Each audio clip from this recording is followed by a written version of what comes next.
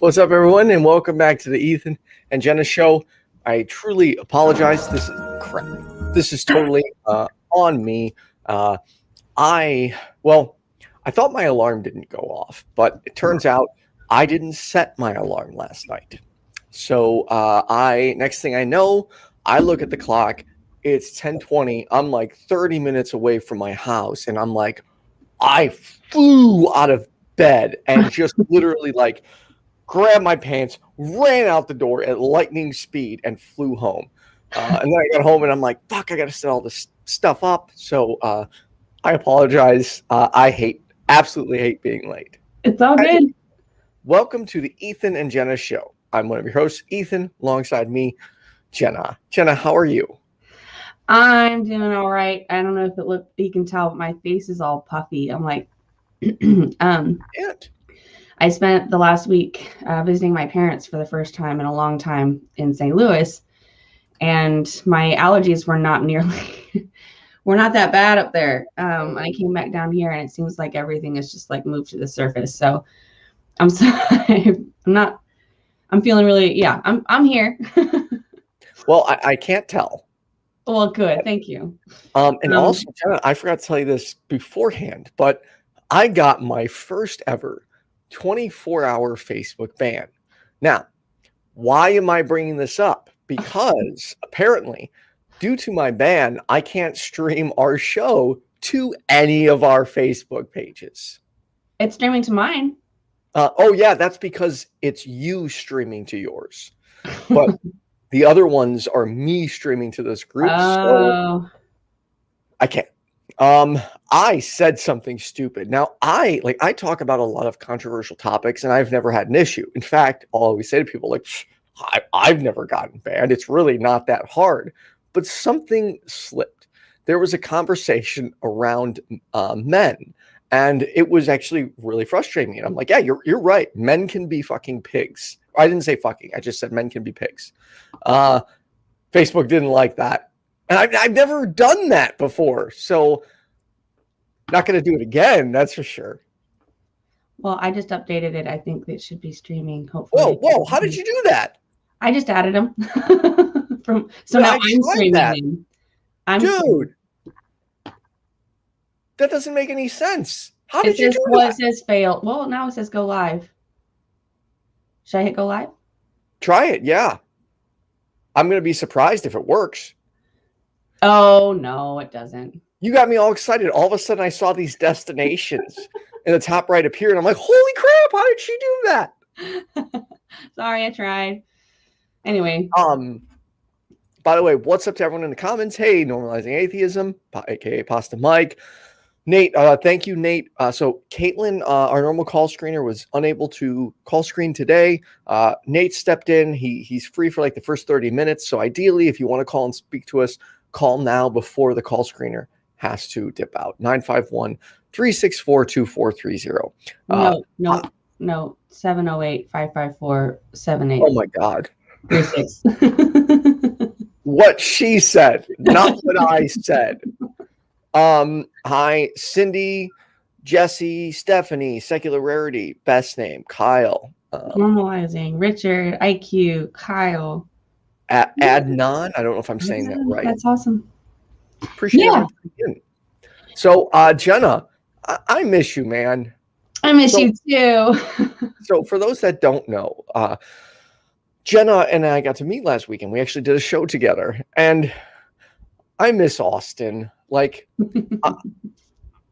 I kind of feel like a little bit more at home there than I do here.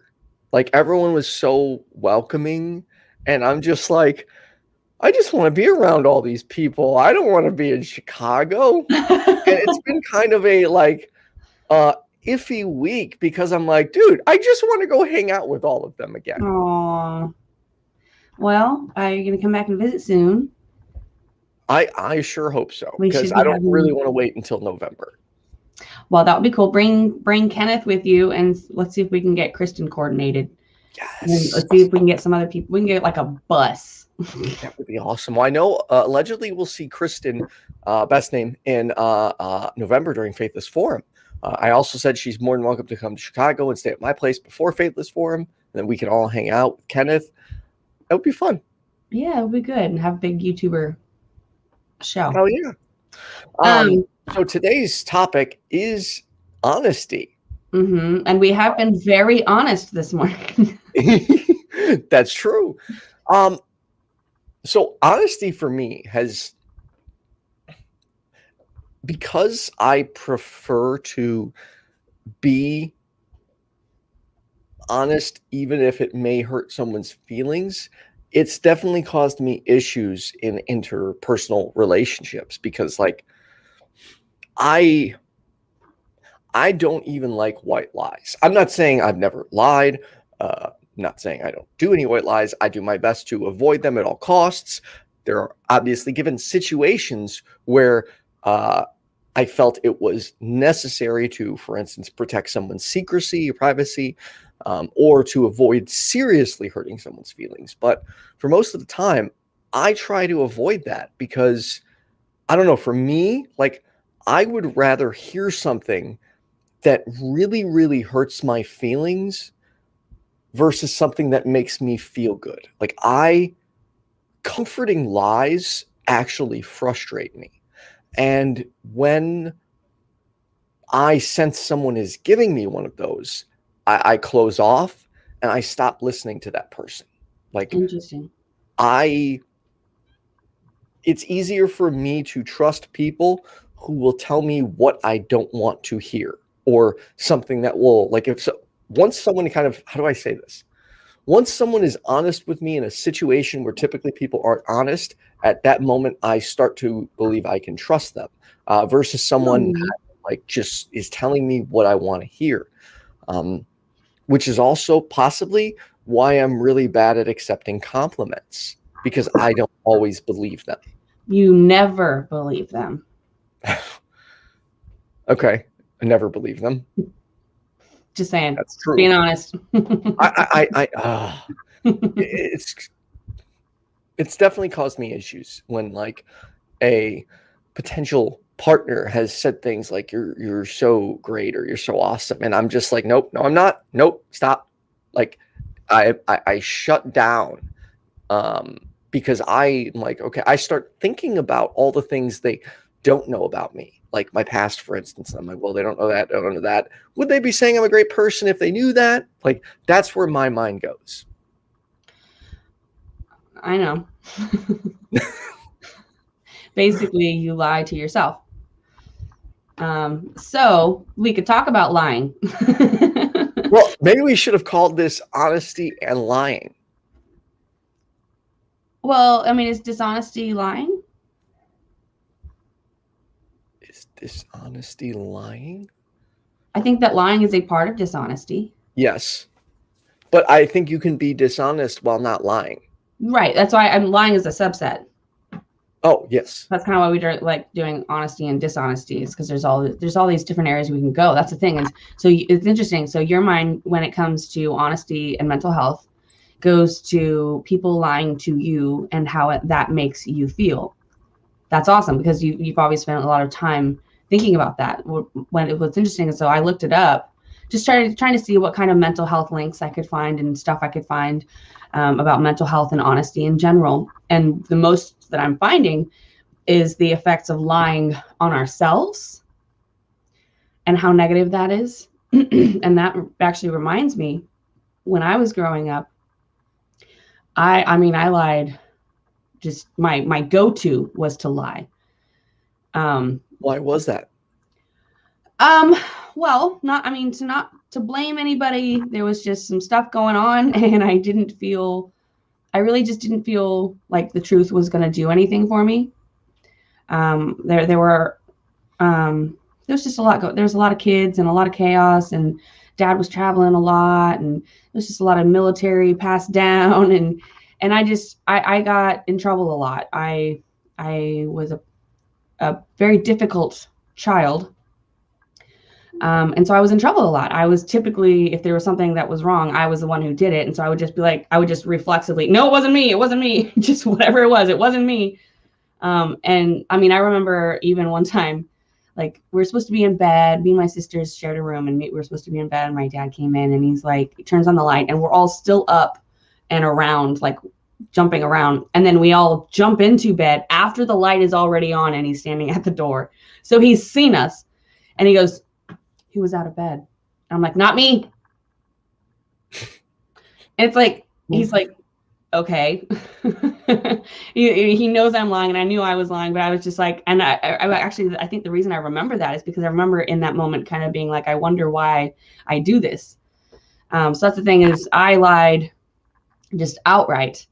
And it was a defense mechanism, but what I'm finding online is that it's really harmful to your health. And I remember it was very stressful trying to remember what I said in replace of that, and what did I lie about and what did I not lie about, and it just put you in a different state of mind. And I was just, all I gotta say is, having been that kid, it's exhausting. Right.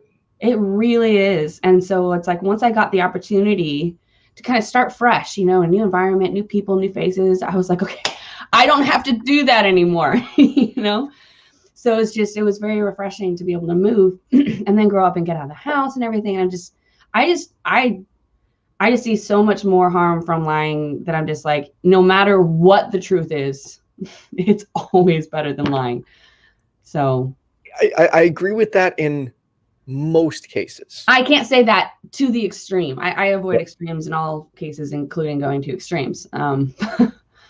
See, I found, all right, so there was a short period in my life, which I haven't really discussed, and I'm not going to go too much into, where I lied more than I told the truth for various reasons. It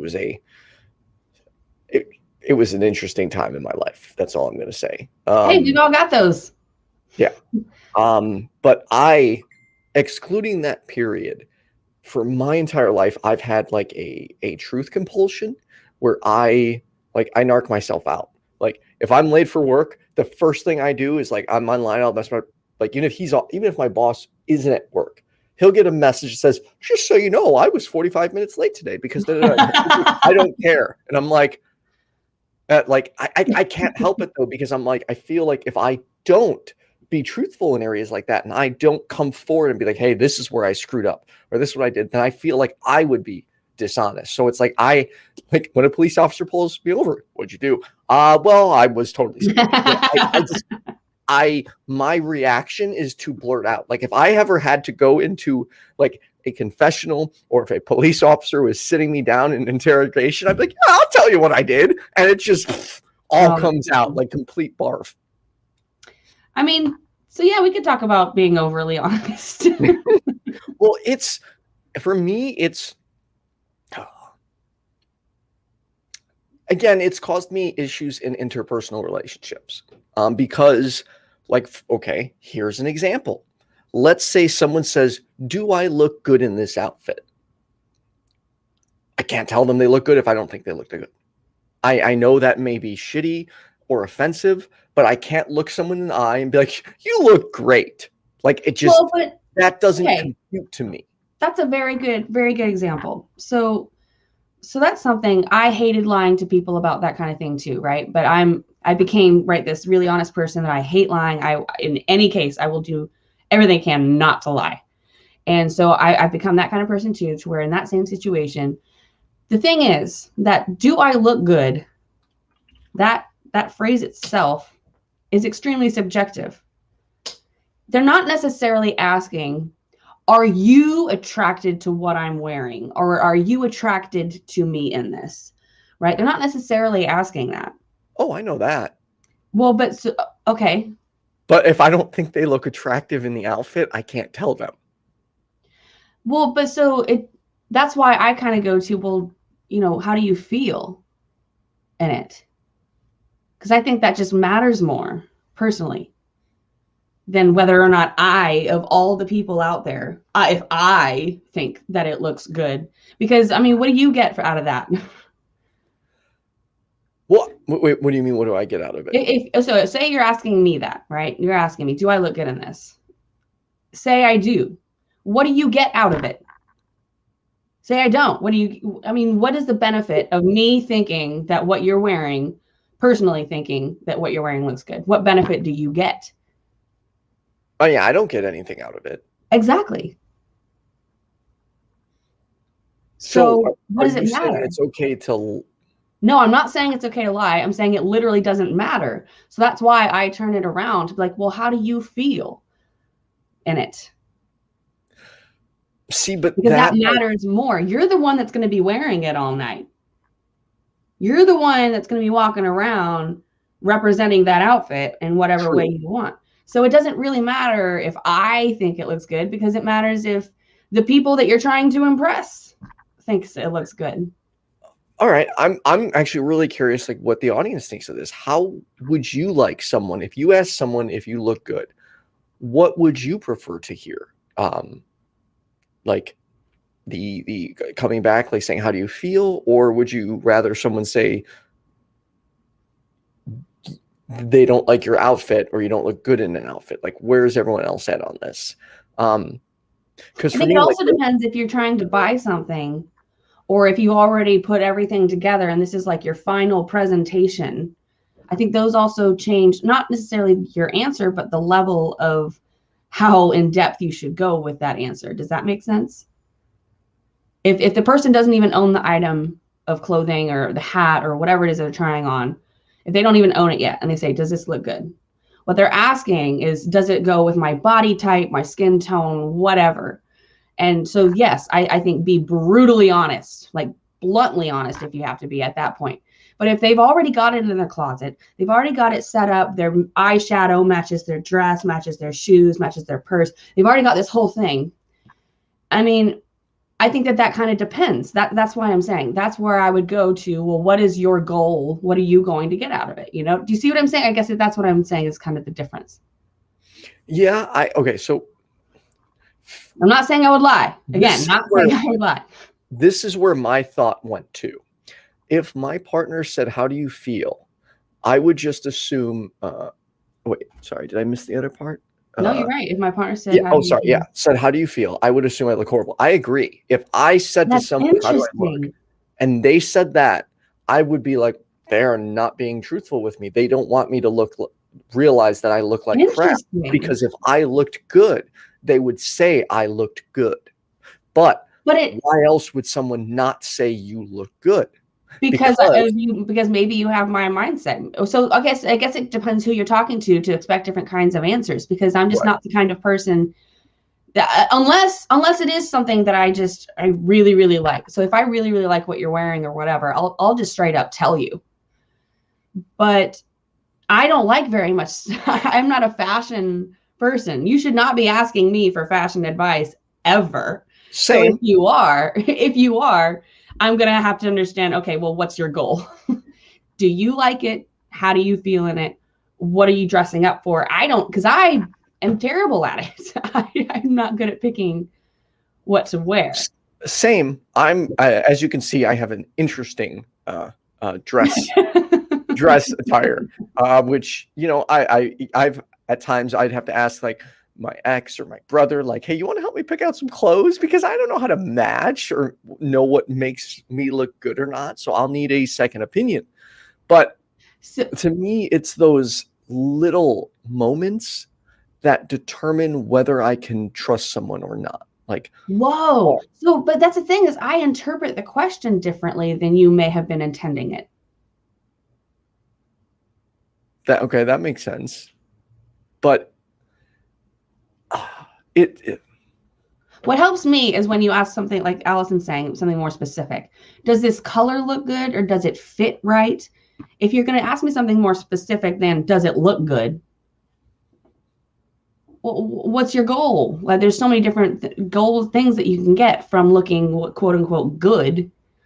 Right, but can't you tell whether someone looks good, whether fashion sense aside, can't you say whether someone in an outfit looks good or not? Like, can't you tell that? The problem is that I've said that people looked good because I thought they looked good, and then they showed up and looked ridiculous. Okay, but at least you were honest. I'm not a trustworthy person when it comes to that answer. So that's why I overthink my responses, because half the time I don't know what everybody else is going to be wearing. I don't know what's overdressing or underdressing. I typically literally just look for what's comfortable. So that's why I go with how do you feel? Because that's my scale that I use. I go for if I'm comfortable, I'm fine. So that's why I get confused when you say good. I don't know what good means. It's too broad. Attractive. Are you? Do I look attractive right now in this outfit? Yes or no? Okay. I'm also not attracted to a lot of people. So I'm not a good, don't ask me this stuff. Anybody, don't ask me this stuff. I don't know. It's interesting how the topic, I guess, kind of depends. But that's something I hope that you take from this, is that how you ask it, I can be interpreting a completely different question. Right. So if you do make serious judgments about people's character based off of stuff like that, I would warn you to be careful, because you can now that's honest. Well, but are you asking about what you're wearing right now? Because then I'm like, well, then I don't know who I'm even hypothetically answering. So I don't know. You know? Yeah, no, I was asking right now. But anyways, so I'm gonna have to think about this more, because from initially I would say that if someone said, "How do you feel?" I would think they were being how people act and what they wear. That's what makes someone look good to me. That's a good point. I determine whether or not I'm attracted to someone after I've engaged with them. I don't look like Tinder, like swiping through, looking at a picture of somebody. I can't tell if I'm attracted to that person or not. I genuinely have no idea. Really? Really? Interesting. There are so many people that I'm not attracted to in any way, but then look good in pictures, or look really bad in a picture, but I actually would be really attracted to them. I have to engage with them. Okay, yeah, that's so to an extent I would. So agree. To me, I can usually if you're in a relationship with me, you almost can't look bad because I'm attracted to you already. It's not dependent on what is on top of you. Really? Yes. I only care how comfortable you are. If I'm attracted to you, I'm attracted to you. Okay, that's actually, I didn't really think about that, because that's true, because I've seen some partners wear some god-awful outfits to where I'm still like, I don't care, I still want them. Right. If they're comfortable, fuck it. I think the rest of the society should treat people like that, so that nobody should be self-conscious about wearing the wrong thing. Because just think about how much time and energy, money, and like shame people feel for wearing the wrong thing. I get that. That's a game that I hate playing. Yeah. I hate clothes. Yeah. It turns into like a competition, and it makes people feel insecure. But I still think you can tell or say whether someone looks good in an outfit or not. But that, I don't know. Like so for instance, if I'm on a dating app, I can tell whether I'm physically attracted to someone or not by their picture, but I can't tell whether or not I would be attracted to them more than that, if it would be more than anything physical without getting to know them. Do you not have that, like where you can separate the two? Say that again. So, okay, you said like when you go on dating apps, you can't tell whether someone's attractive or not. Right. So I can't. I can go through, swipe, decide who I think is physically attractive or not. But that's it. That's where it stops. Like, I can't tell anything more about them. I don't know whether I could meet them in person, and based on their personality, I could find them completely unattractive. But initially, I can still determine whether I'm at least physically attracted to them or not. I guess I don't know. I'm kind of one of those people that I can't make a judgment until I know like many things about you. I have to know your sense of humor. I have to know what you look like. I have to know how you carry yourself, your confidence level, your intelligence, just how I just physically feel around you. There's so many things that have to happen before my mind goes to any kind of like attraction radar. Right? It's to me, it's just all surface. It's all superficial until I get there. Okay, so for example, even one of my best friends she's just a beautiful woman. Okay. And I'm just not the kind of person to look at people that way. And so as I got to know her, she became more and more beautiful to me. Same thing with my own partner. I thought, it was like this guy, this guy that I feel good around, I like, whatever. But then as I got to know him, he became more and more attractive to me. And now at this point in time, he is literally the most attractive human being that has ever existed to me. Aww. So you get those people who say, well, what's your list? If you were to be able to sleep with whatever celebrity you wanted or whatever, who would be on the top of the list? I'm like, no, my partner. Like I genuinely prefer him because I know him so well, and I am so attracted to him that I want to spend the rest of my life with him. Right. And so it's just I'm weird. This has been an interesting show so far. I don't think you're weird. I'm just like, so I'm having trouble with this one because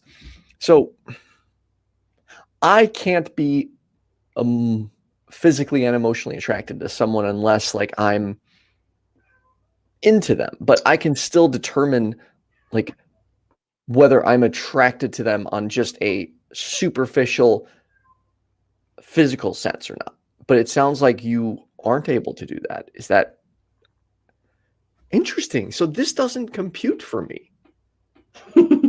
I don't understand that. Like, how does that work? Like, you don't ever like look at someone and go like, I am attracted to them in a physical sense. No, I can watch a TV show and be like, well, that person's pretty. Oh, okay. So you can do that. I can, but that has nothing to do with attraction to me. To me, it's the same thing as looking at a painting and being like, that's a cool painting. Okay, so it sounds like we're just disagreeing on like the word, but overall. But there's no connection past that. Right. So, but in a purely physical sense, okay, here, can you see like a person be like, wow, they're actually gorgeous? I don't know if I'm interested in them or not, but what I see right now is magnificent. I'm not trying it's funny. There's understand like right. There's attractive in the attractive to look at kind of way. And then there's attractive in the I want to get to know you kind of way. And then there's attractive in the I want to be something in your life, whether it's a friend or otherwise kind of way.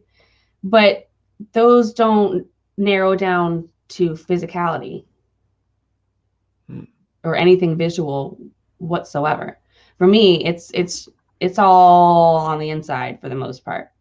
Unless I'm looking, for example, if I'm watching like America's Next Top Model, a beautiful person I don't know is an attractive to me as a painting is. Yeah. See, like, yeah. Kristen and I are very much on the same page with this kind of thing. But what was I saying? I don't remember what I was going to say. I was totally going to say. We do have a caller if you want to get to let's that. get a caller then. So we'll get to IQ. He's saying honest people don't need to have a good memory. So yeah. So that to me, there's a great phrase that says, if you never lie, you never have to remember anything. Yeah. And I love that because it's true at face value. Obviously, if you dig into it, there's more to it than that. But IQ, you're on with. You also run into if you never really remember anything, how do you keep track of what the truth is? Yeah. And I never remembered, and I always got my lies mixed up as a kid, and I was always in trouble for lying. I was always, and then my dad would be like, "Well, why do you keep doing it?" I'd be like, "I don't know." old, the division between honesty and sincerity. You know, that's also a thing, because I mean, they can be synonymous, but they're also two separate words for a reason. Right. Somebody can be they're being honest, they're being very sincere, but they do not have the right facts. And they're telling you something that was originally a lie, but now they are, I mean, look why we're here right now, for one. How memes like that spread. If you want to be honest with anybody, you need to first learn how to be honest with yourself. What do you receive? What do you perceive? How do you get information? What do you eliminate? What's your process of epistemology? You know, this if you really want to be an honest person, it's not just about your sincerity, it's about what you accept to be true. And if you can weed out a lot of bullshit when it comes to receiving information, then you can be more honest. Know how you lie to yourself. We all lie to ourselves all the time. Right. Know how you do that. Know when you do that and what you're a sucker for. And put a better cap on that, man. You'll be able to, man, I hate lying to myself, but it's useful when necessary, right? Yeah. Sorry, went off on a little TED. No, you're fine. I'm trying to think about lying to myself and when, if I am or not at some points. I think to some extent you can tell. Because anytime I call you out on it, you're like, I know. Yeah, you know, okay. You've got hope, right? You know, you can hope for the best and want certain things, and that's fine. But when you start claiming it as true and start building expectations around these claims, that's when you start running into trouble, right? You know, what is true to you and what is actually true? You can convince yourself of anything. I'm sure there's tons of forums we could list off right now that can illustrate this concept. All you need is just to be able to convince yourself of something that to be reasonably factual that you don't yet have the evidence for. Yeah. We get into faith territory when you claim it as true, as like it has a factual value when you know you don't have that factual value yet. That can work out if you're trying to, you know, make yourself happy when you're miserable, to just put yourself in a better mind frame. I mean, there's useful sides to these things. And but man, honesty is a big thing with me, and it's kind of hard to describe it in a short phone call, because the people that you talk to, the interactions that you have with yourself, keeping your head out of the clouds and keeping shit in reality, what is going on actually, and not getting yourself into a hole. You know, you can dig yourself into a shithole real easily by convincing yourself things that are true when they're not. And when you finally pop out of this hole, you're in a different world, because you just completely removed yourself from reality and you're in a worse situation. Don't bullshit yourself. Don't bullshit other people. Just lay the shit out on the table, for fuck's sakes. Yeah. And if there are people that want to discard you because you are, well, then that should tell you something about them. Right. Oh, yeah. Well, go ahead, Ethan. Allison says, like, I've lied to leave places when having an anxiety attack. So this brings up something I've been I actually made a short video on, because, like, for instance, I'm painting with a broad brush here, but I made a video highlighting some of the differences between conservative friends and liberal friends. An example in just my own experience is whenever I wanted to leave a party because of social anxiety, or I just didn't want to be there, you know, the response from my conservative friends was primarily, tough it out, you know, be a man, get over it, have another drink, just stay. You need to stay. Don't go. But then on the flip side, when I was with, like, Jenna Belk, Hannah Vaughn, Thomas Westbrook, Drew Taylor, and Jonathan, like, my social anxiety got really bad, and I told them, and I felt guilty. And all of them were like, it's okay. Don't worry about it. You'll be fine. Go home, get some rest. Like they were all so supportive. So I didn't feel, because there were times like where I used to feel like, okay, this might be a situation where I have to lie, because the whole tough it out, just deal with it. It's like, they just don't get it. And I don't want to necessarily give my time to people that don't even try to understand what I'm going through. Because they're making it about them. Right. Like, dude, if you don't have social anxiety, it's very easy to tell someone to just stick through it. But it gets overwhelming. Like, if I did my best when I was with them to actually cover up what I was feeling physically, because what happens is it starts with like my head going down. I start closing off my body language, and then like you kind of want to like do comforting gestures to yourself because you're so anxious. And it was, I'm looking around, there were so many people, and I'm just like, oh my God, I can't handle this. I can't do this. And I was like wanting to leave right then and there. And I was like, come on, you used to be, an MC, you can get through this. And I couldn't.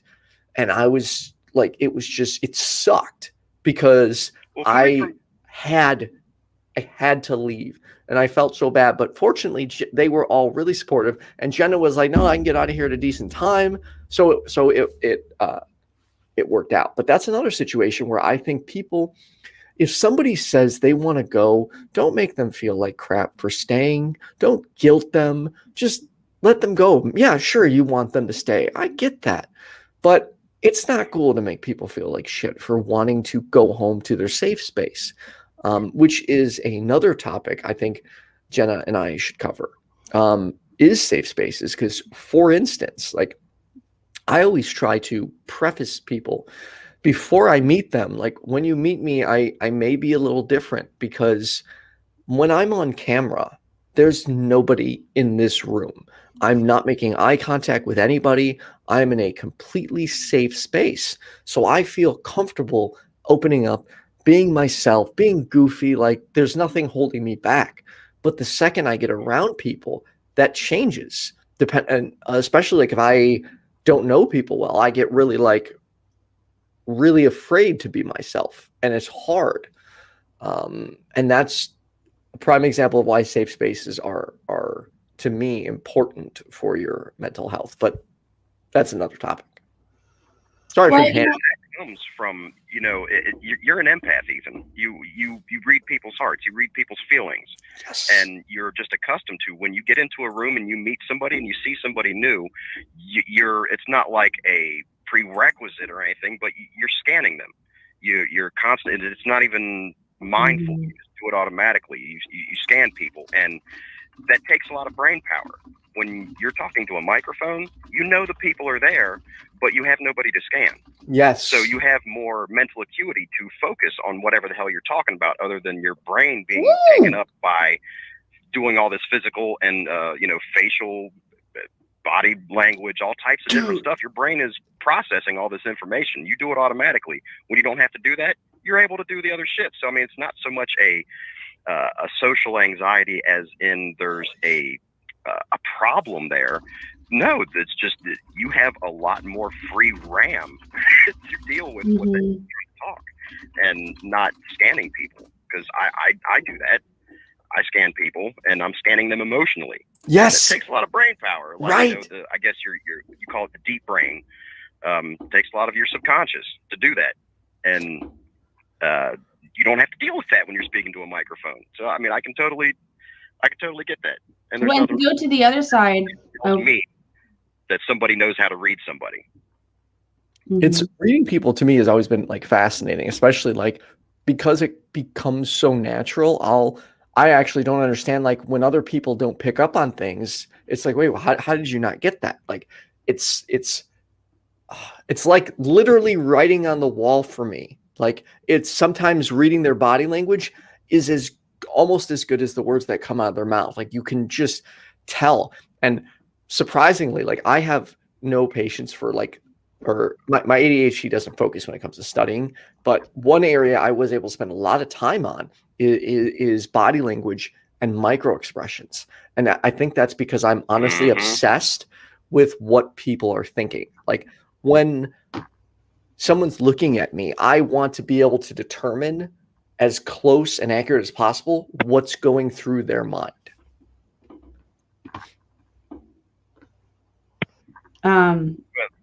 Most people don't know how to hide their body language. Nope. They can hide their words. They can mask, and they can just tell you things and what they think they want you to hear, and they can make it sound great. But that's one thing that most people don't understand is just those micro expressions and hiding body language and stuff like that. It really takes somebody who's focused on the craft of deception to mask those things. Right. And you said it's, just as good as words. I would argue that it's better because you have less likelihood of somebody falsifying this information. Right. So real quick, unfortunately I took us down a rabbit hole. I saw one of the comments, and you know me, I chase every squirrel that comes across the screen. So jumping right back into the honesty side of it. Well, just to bring it back to kind of that, actually just another side of what Allison's comment was about. Maybe it wasn't the noise. It was another comment. Where she was talking about lying because of social anxiety, or lying because she was going to have a panic attack. Oh, I think yeah. There's another part of that while, I mean, you have to gauge your environment, and if that's what you have to do to feel safe enough to remove yourself, that's absolutely logical. I've just noticed that when I started working in restaurants, and I was going to have a panic attack in the middle of the dinner rush. Right, waiting tables, middle of the dinner rush at a very high volume, high turnover restaurant. I could have possibly lied each time I had a panic attack and come up with some kind of devastating, traumatic excuse to leave or something. But what ended up being to my benefit was telling the truth, finding a manager that I trusted, telling her I feel like I'm going to have a panic attack, and from that point, she was able to recognize the signs of me having a panic attack. And so the next few times it happened, I felt so guilty. Like I felt like I had to explain myself each time. I felt like I had to almost defend myself each time. And each time I went up to her, she was like, "No, I recognize this.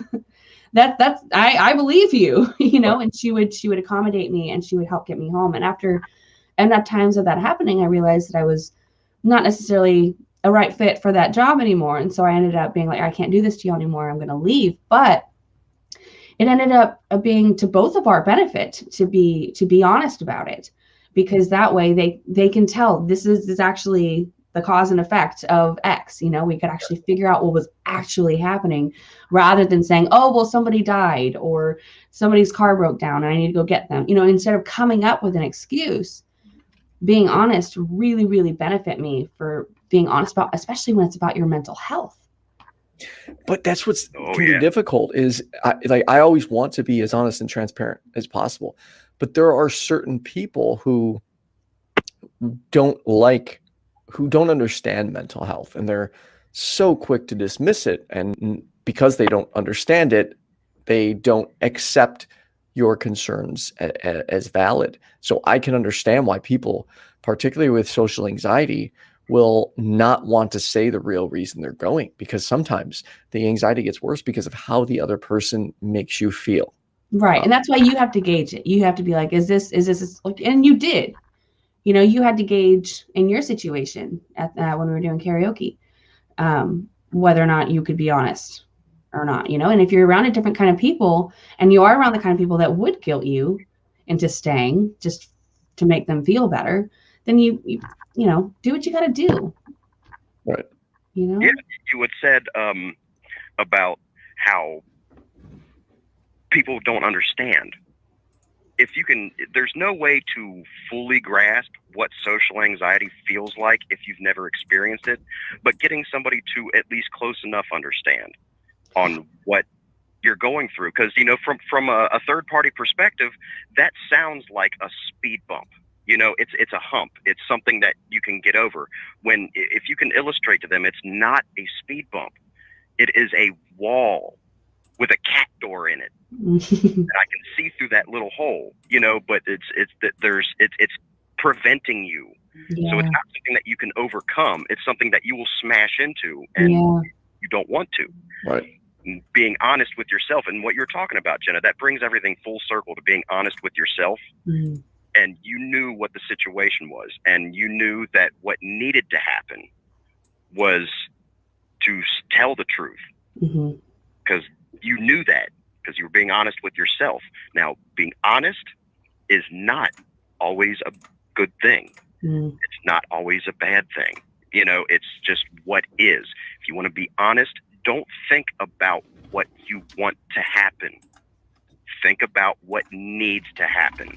Don't blow smoke up somebody's ass. Don't, be you can be cautious of somebody's feelings. You can take steps to, minimize a psychological or emotional impact on somebody out of consideration. And, that's per situation. But what you really feel is what really needs to be said. And what really needs to happen is a result of what you really feel. Put the shit out on the table. Do not want something to happen. Make what needs to happen happen. What needs to happen is the fucking truth. Good or bad, whatever the outcome is, that's what needs to fucking happen. And be very careful not to milk situations like if you were to get sent home for a panic attack, like they made it so easy. They're like, just go home. We'll take care of the tables. We'll close everything out. Just go home. If I were to milk that, then if they saw any of that milking, they could assume that I was lying. Yeah, and they'll stop taking your claim Exactly. So seriously. in that moment, I was very careful to be extremely honest about where I was and not milk it, because then you lose that opportunity to be able to be honest. Well, yeah, you'll lose your social credit. Right. People won't take you seriously. The cried wolf thing. Right. Exactly. Like, that's what it's all about. People won't take you seriously. Right. Be serious when you're serious.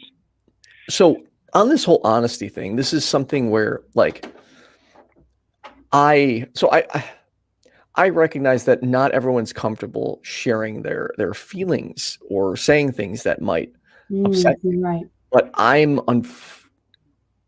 kind of like, I'm trying to think of the best way to word this. I'm unfortunately, which I'm trying to improve on, unforgiving in that area. Like if I have a personal relationship with someone, and I'm not talking like boyfriend, girlfriend, I'm just like friendship, any type of relationship. Once I think they are telling me what I want to hear, my brain's just, the thoughts start going, you can't trust this person.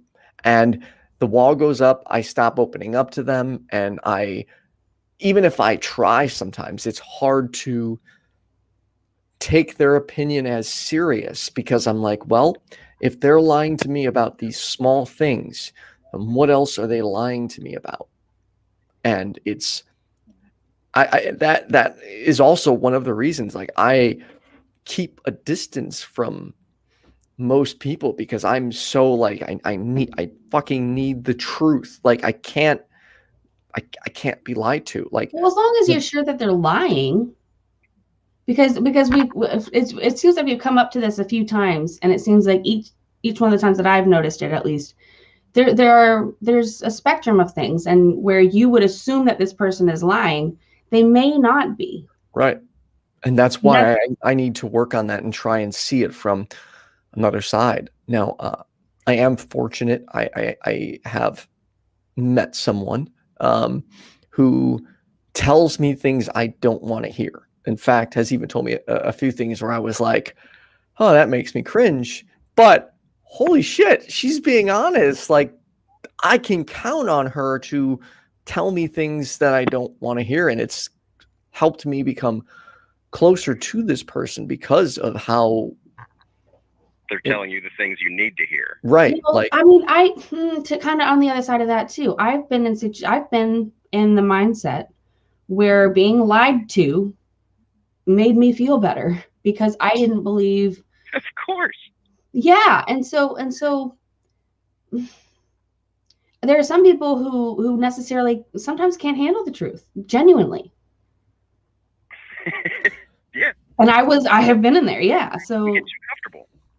And that's true. There are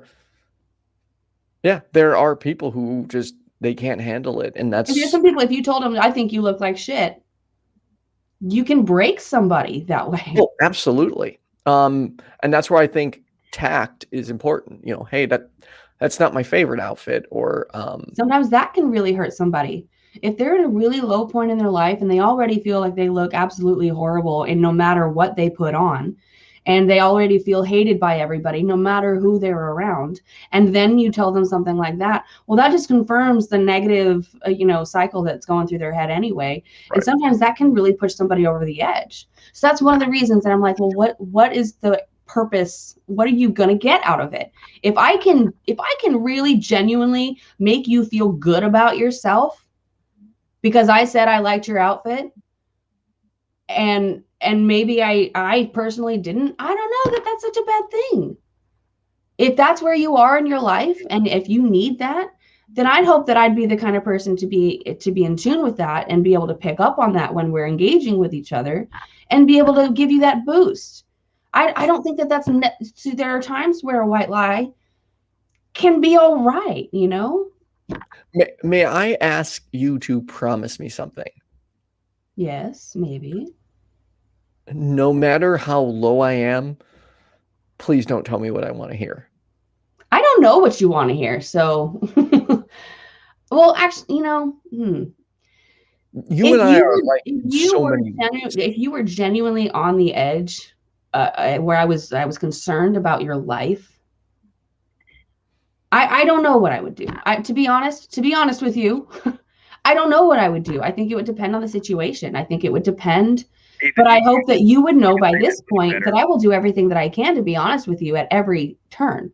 So for me, like, to give an example, let's say I'm suspecting something negative and I'm having a hard time, and that's all I'm focusing on. And I come to you, and you, because of how low I am, you tell me something good. Well, what's going to happen in my head is I'm going to go, is she being truthful? No, she's not being truthful.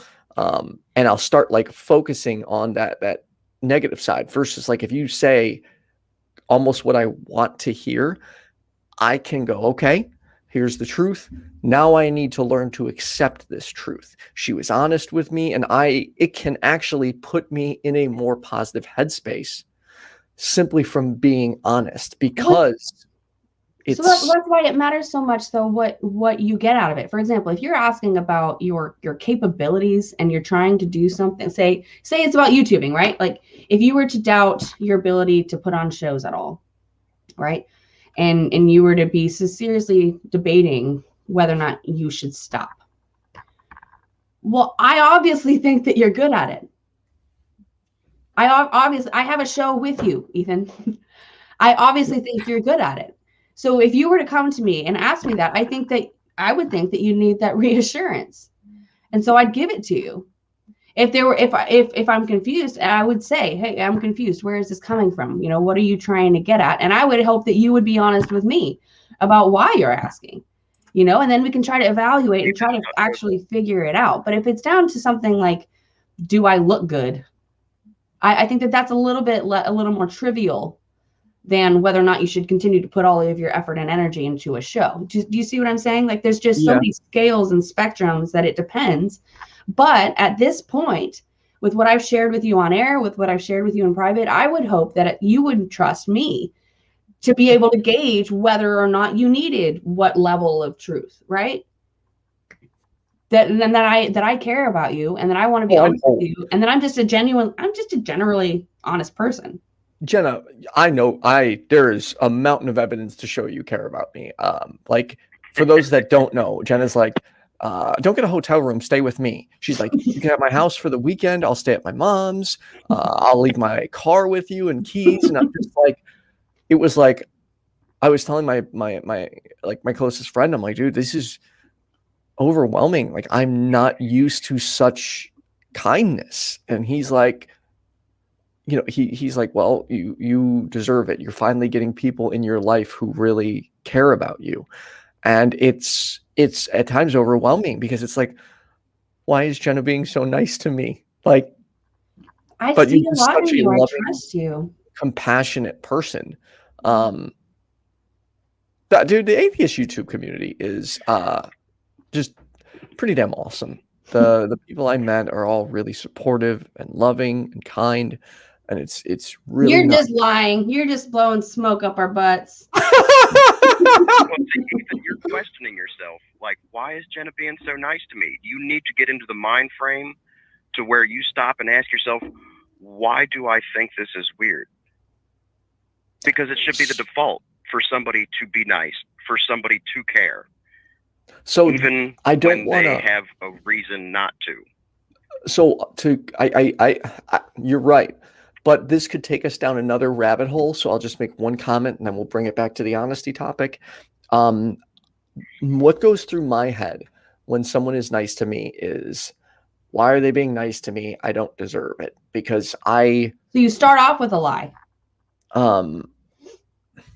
The person I'm seeing has really pointed out just how much I judge myself for my past and how I still hold on to that way too much. And I'm constantly I won't, like, even if I've been a good person for like 2 years, it's still like my brain doesn't accept that. But that's, again, this is another rabbit hole. Something. No. I see where you're going.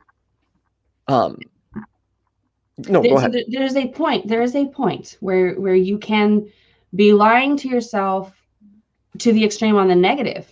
And yes, while that can make you really, really incentivized to do everything you can to be the opposite, to be really, really, really, really in your head good. I think it's up to you to gauge when you pass that point where you're benefiting, where you're growing, where you're actually improving. When are you hurting yourself by telling yourself those things? I think that it's looking at cause and effect rather than blame is huge. That's long term. Yes. Yes. Almost sometimes you have to do some short-term lying to get yourself there. But I think in general, you have to.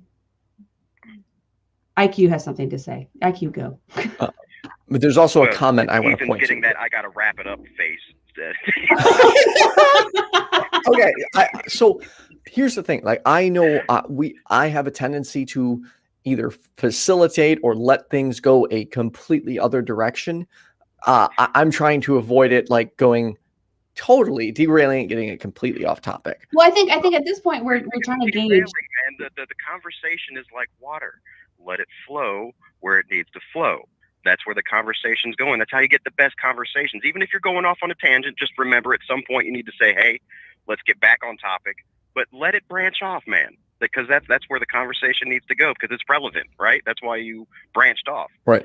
I'll add, before you wrap this up, Ethan, you had said that to never tell you what you want to hear.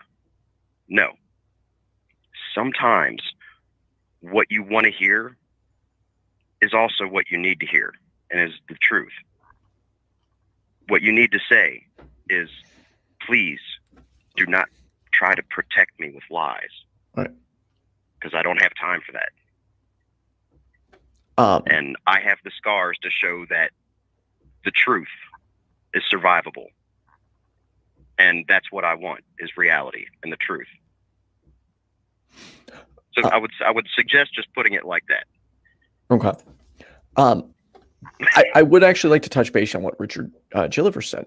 I genuinely feel like I have to be careful around Ethan because I am aware of his not trusting people who are just so nice to him. And yet I am a very heart on your sleeve person, love to. Okay, so. See, now that's where it becomes a non-benefit. This is actually true. If I, okay, I know Jenna. So all of her kindness, I trust because I know her better. But if someone's too nice to me too soon or compliments me too much, my brain throws this wall up. I stop hearing what the person has to say because all I start thinking about is they're just telling me what they think I want to hear. Therefore, what do they want from me? Like, I or like, oh wow, why are they trying to get close to me? What like, you want to break this up? You want to break this up? Start using the word why. Like they say, oh, you know, they give you a compliment. You ask, you just why? You know, and don't do that with every single question they ask, because then you sound like a 5-year-old. But okay, you know, just start throwing it out there. Why? Why am I a nice person? Why do you think I'm attractive? What's attractive about me? And if you can get that confirmation on what they're saying, you get more confirmation, and they become explainable. They become real. They can corroborate what they're saying, and then you can have a better feeling about if they're just blowing smoke up your ass or not. But just question it. So questioning. I do like why that. Am I here? But I guess my follow-up to that would be, wouldn't saying why, like if someone says to me, I think you're just a great person, and I say why, wouldn't that come across like I was fishing for compliments? No. You can elaborate, not just. They gave you a compliment already. How are you fishing? Because I'm saying, like, why? Tell me I'm not why fishing for compliments, but I want to understand what made you say that, so I know what's good about me. I want the details, you know. I want to know what you're seeing. What made you say that? Yeah. Yeah. I think if somebody's offering you that, then if anything, they want to talk about it. So I want to open up about something, and I really hope people's opinions don't change of me. Well, if they do, then there's probably a reason for it, but you get to ask why. I know. God, he's so actually a broom. Because of like the stuff that happened in my personal life, I used to be more confident. My confidence, because of some relationships I've been in and just some things that happen, my confidence has been stripped from me. And coupled with that anxiety, you know, I formed a really low opinion of myself, which I am trying very, very hard to change. But when someone recently said how strongly they feel about me, my reply was, I don't understand why you even like me. And she's like, why? She's like, is your confidence really that low that you don't see why I like you? And it kind of made me realize, like, holy shit, like I really need to find a way to curve my perception of myself, because it's starting to affect me in my, not just my personal relationships, but myself. Like it's pathetic. I can't take compliments. Jenna's seen it. I'm sure most people here have seen it. Why are we going to the word pathetic at all? Okay, you're right. I shouldn't say that. It's odd, but I can't take compliments because most of the time when I get them, I don't believe them. So you recognize that it's odd? You recognize that it's not ideal? Yeah. Because I wonder if you can start by starting that dialogue with yourself. I'm since like you and I spoke when we were in the car that one day on the way home, I've since been trying very hard to like fix my self-talk. But to be blunt, I do struggle mentally with this a lot. I love how honest you're being. It's indeed. I need to find a way to change my perception. And I will say the person I've been seeing has done so much to try and like help me and become more confident. And I'm really grateful to that. But I need to get this is one of my mental struggles. And I'm sorry to cut you off, but you really need to hear this. It's self-esteem. Right. It is a self-diagnosis. It is how you feel about yourself. It's going to take some time for this really to sink in, but this is at the core of my self-esteem. It is self-esteem, man. Why? For fuck's sakes, why are you letting anything outside of self affect this judgment? I don't know what you mean. It's not other esteem. It's not their esteem. And anything that happens outside of your mind, why are you letting that affect how you feel about everything that is inside your mind? How you feel about yourself is how you feel about yourself, and it's not contingent on anything that happens outside of self. This is how you feel about you. Take everything that is outside of what you are, who you are, all that shit, everything that's happened to you, anybody that's fucked you over, that's lied to you, broken your heart, push that shit to the side and lock the fucking door. You are left with you. This is how you feel about you, independent of anything that's ever happened to you. How do you feel about you? And then start there. How you feel about you is contingent on nothing that happens outside of you. Get that shit out of the way. And then you are left in the room alone with you and talk to that person. How do you feel about that person? You need to change anything? Fucking change it. If you're happy with them, be happy with them, and do not let that be shaken by anything that happens outside of that conversation between you and yourself. That is self-esteem. And rant. And again, like, we should get off this in just a moment, but I don't know. I think we came to an important place about honesty with yourself. Which is where it all starts. Because, like I said, as a kid, I was a little liar. I really was. And I can be honest about that because I've learned so much about why not to be that way. I've learned. And so I think this is huge. It does start with how you talk to yourself. Yeah, I desperately need to improve my self-talk. I love that you said that. I desperately need to. Anybody else in that self-talk. It's absolutely impacting my mental health on a daily basis because I get stuck in these, that's like, okay, so I want to be clear. This is like I have not been diagnosed with OCD. But as I understand it, I have some of those symptoms that where you get, like, once I get those intrusive thoughts, that's all I can hear. You're not good enough. You're this. It's just like you get stuck in this negative headspace. And I never used to feel so negative about myself. And the issue I'm running into, Jenna, and which is why I do, and I emphasize, desperately need to get out of this because it is screwing with my mental health, is the more I learn about, like, the more of a humanist I become, the more I actually dislike my past self.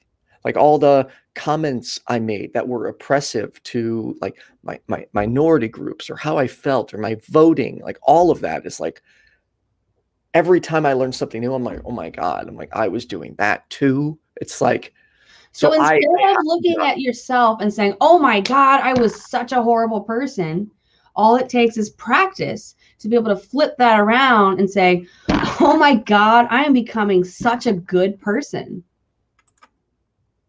Let me see how I can share that. Let me see how I can spread that out and try to encourage other people to see the same things, because I know that so many people still see things the way that I did, and now I see a different way to see it. So how can we turn this into a positive?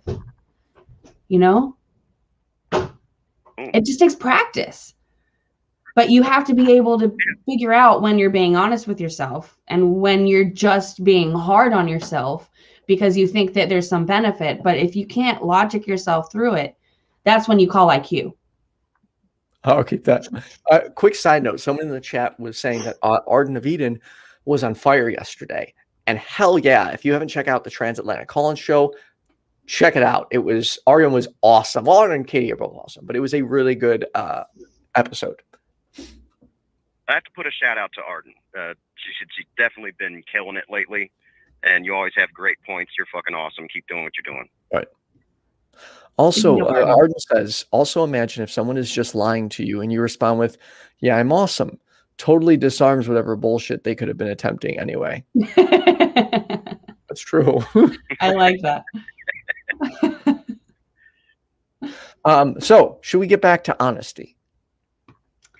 Well, IQ, I want to know your final thoughts on honesty.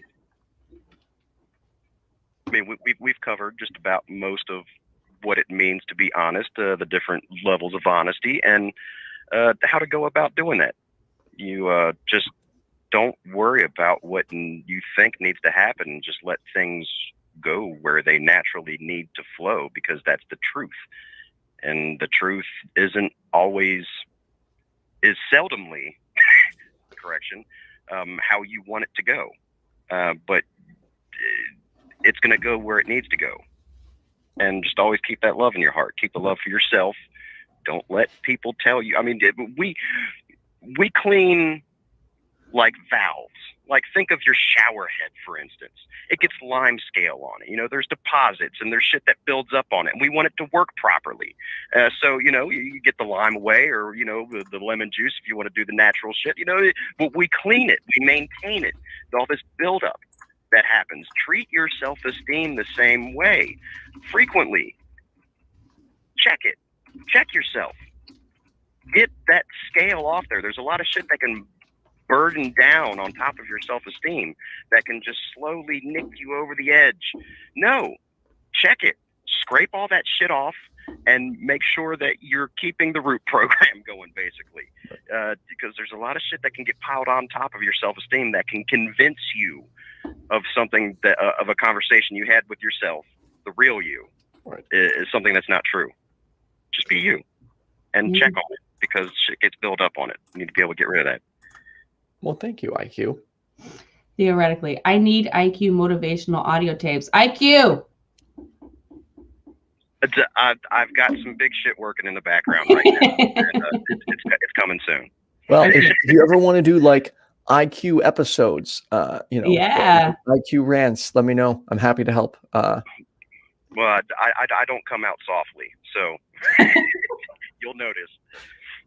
Thank you, IQ. Anyways, IQ, thank you for calling in and spending. Yeah, it's always a pleasure. You know, love you guys. Thanks. Love you. Talk to you later. So remember, at the beginning of this call, we started talking about how the lying, right? We were talking about honesty in general as kind of the main topic, but then we started talking about lying and realized that lying itself has a negative impact. And now I feel like at the end of this episode, we're saying full circle, lying specifically to yourself, I think, has some of the most negative impact, because that's the lens you're using to look at the rest of the world. Right. And not only looking out, but seeing how it's seeing you. And it's just, if that's dirty, man. Okay. So let's talk about, I love you for a second. Okay. When you say that, I do believe you. But when most people say that to you, and it seems like they're just using it as like a nice thing to say, it doesn't work for me. Like, I can't tell. Well, it's the same here. I can't tell someone I love them unless I really do love them. And I feel some people do, like, they use it too quickly. I agree. Or they use it and it doesn't actually mean that. Well, I think you can tell. I think you can. You specifically, Ethan, can typically tell. I don't know if everybody can.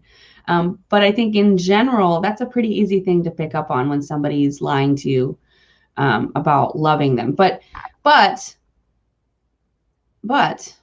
am one of those people that will tell a stranger that I love them. Really? Yeah, if I do. Thing is, I just, as a humanist, something that I've learned about myself, just as a humanist, is I genuinely love people. I may not like people all the time. There are many times, in fact, when I do not like people. But when it comes to love and like are so different for me. I genuinely do love people. All it takes is for me to see somebody that I don't like make a sad face, and I want to go over to them. I want to help them. Right? That's all it takes. So I genuinely do. Now, it depends on the circumstances that I hear it, right? If you're hearing it, so say you're at Faithless Forum and people are coming up to you saying, Ethan, I love you. You can tell yourself, and I'm inclined to do the same thing, but you can tell yourself, well, they don't really know me. You can tell yourself that. You can, and they don't. But they know a lot about you that you have shared that is very personal, and they have seen a side to you, probably, possibly more real than they've seen in many other people that they know. And they probably feel closer to you, and they may very well love you. Just because it's confusing, just because you doubt it, doesn't mean it's not real. And if you genuinely want to find out, there are ways you can find out.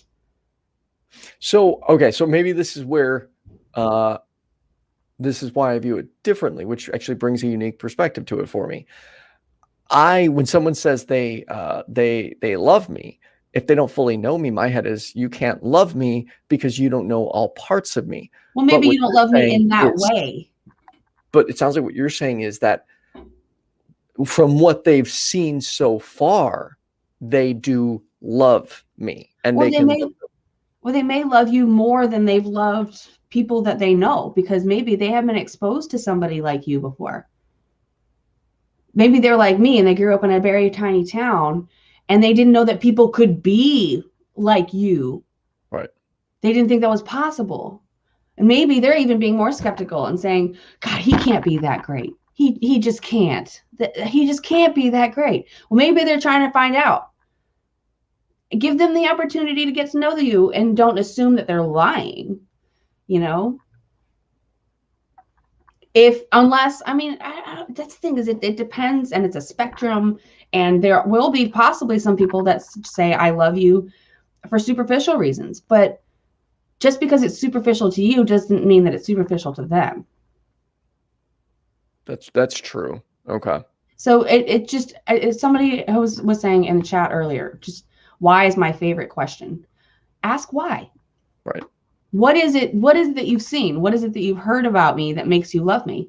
And you don't even have to stop at the why and just kind of like, that can be kind of snarky if you say it in a certain tone in a certain way. But if you ask specifically, what is it that you've seen? What is it about me that you love? I'm curious, because I've said a lot. I mean, I've said a lot, right? I don't know what people know about me. I don't know if you've seen me on this show or that show or heard this conversation. I don't know what you know. So, right. So if you feel genuine love for me, or you think you do, then, and you feel like telling me that, well, then that might mean that you're open to talking about it. And maybe I can learn a thing or two about myself from somebody else's perspective. Right. We got to wrap it up though, don't we? Yeah. That actually seems like a really good point to wrap it up. Is there anything else we missed? I don't know. I think that we did the full circle of honesty to dishonesty, lying to yourself, where it all comes from. And granted, I'll say this, we actually haven't said this yet. We are not experts in anything. Nope. We are peers who are passionate about mental health and normalizing conversations that are really hard to have, that we think are necessary. So we're just picking different topics each week, trying to just have some talks and sharing some stuff. So I actually do need to address something. So I'm trying to find where I allegedly someone went to another atheist YouTuber and was like, oh my God, look what Ethan said. I found the episode I think it's at, but I still need to listen to it. However, just in case I did say what was brought to me, I need to very clearly address it. We were talking about medication, and I don't recall my specific comment. Again, I'm still looking for it, but someone had said that I said something to the effect of, hey, you should listen to your doctor, but I didn't listen to my doctor, and I fixed all my medical issues myself. If I said something you would say, I know, but if that is something, if anyone heard me say that, I apologize. I would never mean to imply that in any way you should not listen to your doctor. I am just some unqualified person on the internet, and not listening to the experts can cause serious harm. So please, I never want to tell anyone to not listen to their doctors. Please do. The point I believe I was trying to make was to take your health into your hands, in the sense of talk to your doctor about more options. Ask if this is like whatever you're doing. Just ask more questions. Find out the best way to get the help you need. Get second and third opinions if you need to. Exactly. Just take control, but don't do it without listening to the doctor, is ideally what I was trying to communicate. I hope that makes more sense. Did I clarify okay? I think that's a good clarification.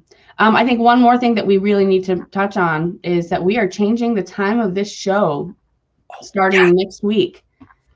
We are moving it to be an hour earlier, so that we can try to keep, so we have some friends, Eric Murphy and Vila Bianca, who are were the hosts of Talk Heathen. And now they are breaking off and starting their own show called Skeptic Generation, where they're going to be doing pretty much the same thing. It's going to be a call-in show about what you believe and why. And it's from a very friendly perspective, which we happen to really love when people are friendly. So we hugely support them. And because people typically want to talk about those kinds of things if they're religious after church, we're trying to give them a time slot that is a little bit more accessible to people who may be at church in the morning, because we're not necessarily approaching just religious people. It's religious, non-religious, everyone. So hopefully our time frame will be beneficial, and we're just moving it 1 hour earlier so that they can have their show at 11:30 to 1, and so that they don't overlap with Talk Heathen.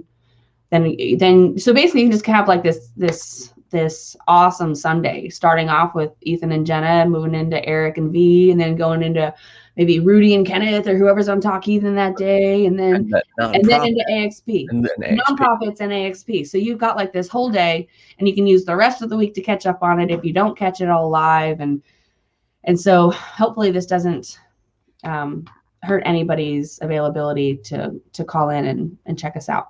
And I highly recommend watching Talk Heathen. I mean, I always recommend watching it, but today, I don't know. I think we're going to get some interesting information at the start of that show. And Kenneth Leonard will be hosting. He's one of the new hosts of Talk Heathen. He was on AXP with me. I love, great episode of AXP. So, and then I'm going to be on AXP today with Matt. Ooh, sweet. So should be a good day. Yeah.